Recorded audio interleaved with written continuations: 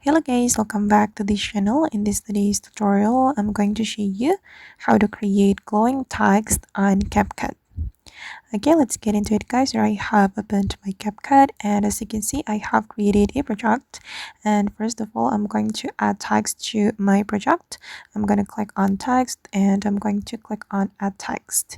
And I'm just going to type in glowing text like this, and if we want to create a glow effect, we can go to the style.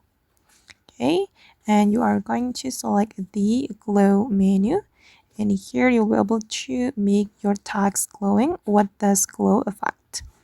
Okay, and then you can choose the color for the glow effect, and I'm going to select purple. Okay, and I'm going to like zoom in like this. Actually, there is this effect, but this is for the premium user, so if you are free user, you can only use this effect. Alright guys, and that's all the way to create glowing text on CapCut. I hope this video will be useful for you. Thank you so much for watching, and see you in the next video.